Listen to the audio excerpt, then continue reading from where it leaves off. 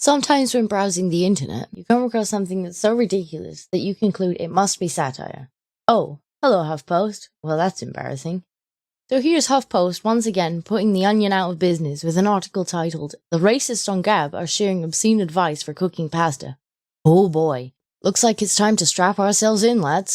Gab, the preferred social media platform of white nationalists and neo-Nazis, is already known as a haven for violent and abhorrent rhetoric.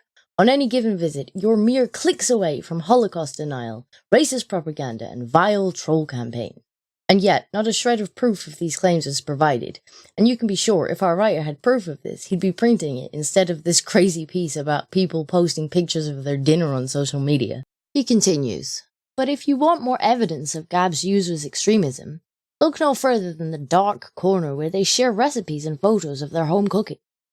I'm not quite sure what he means by more evidence here, considering he has neglected to provide us with any whatsoever so far. He has simply asserted it and expects the claim itself to be evidence enough. But I'm sure some pasta will be just the thing to convince us. He goes on to say, "There you'll find grey and brown matter that is, for reasons unknown, often overly wet, masquerading as food and presented as a cooking lesson to other races." Again, he asserts, without evidence, that not only are the people posting the recipes racist, but also anyone who happens across those recipes. Oh man, I can't wait to find out what kind of recipes will make us a racist just by reading them. He goes on to tell us how even the foodie hashtag comes with a heaping helping of gross intolerance. So it seems even though the helping was so, heaping, the best he could find was a bad joke with almost no user interaction at all. I guess all the racists were having an off day when this one was posted. Surely on a site full of racist cooks, a joke such as this would have went down a storm, yet only 10 users could be bothered to like it, and even less found it funny enough to repost or comment on it. He continues, apparently making us work for these racist dishes. It's unclear whether the photos and advice posts like these will continue to have a home online, as Gab is constantly in and out of money trouble and service provider woes. I'm sure those woes are due to all the rampant racism he's already provided lots of evidence of, and not anything to do with people, not unlike this writer, constantly hounding their providers and payment processes because there are people they don't like still unbanned on the site.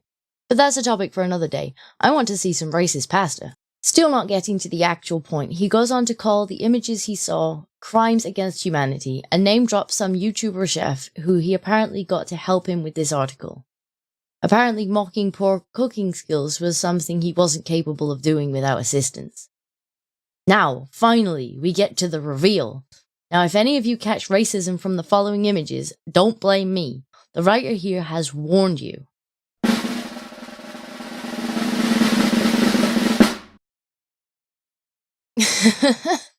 Well, I don't know about you guys, but I'm getting these strange racist feelings bubbling up just from looking at this image.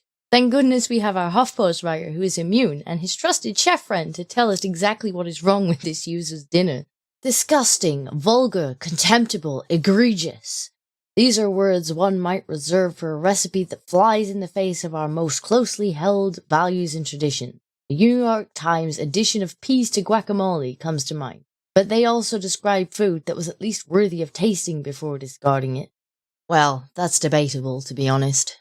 These words cannot accurately describe the wet crime scene of a pen dish that you see above. Luckily for us, Celenza, a pro entrusted cook alongside the likes of Michelle Obama, has the words and the courage to decipher what went wrong here. More name dropping.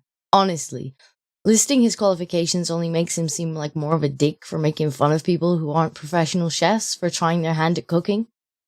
"It looks like a body that's been floating in the East River," he told HuffPost.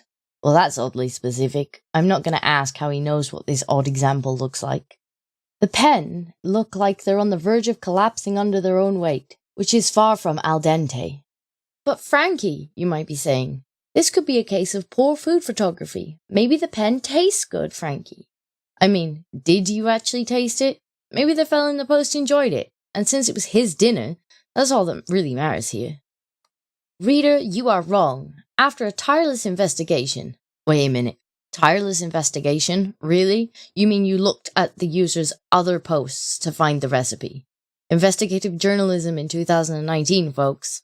After a tireless investigation, I've uncovered the pasta cooking method that this particular user disseminated to the rest of Gab, and the white supremacists using this advice are not going to make passable pen anytime soon. Ooh, are we about to find out what makes this dish racist? Is it the tears of people of color or something? No, apparently the ingredient he takes issue with is olive oil. What an anticlimax. They go on to correct the cooking method in the recipe, which I'll skip over because it's boring. But essentially it's the professional chef pointing out what the amateur home cook did wrong when making their lunch. It seems the next dish our heroic journalist uncovered was somebody's midnight snack. This chef's horrendous crime was to post anti-Semitic memes, and this tuna casserole could very well be the reason why they're so angry with themselves. Apparently. Honestly, I don't think this one looks so bad. Maybe a bit plain. But considering it's a midnight snack and not something to be served at a gourmet restaurant, I don't really see his issue with it.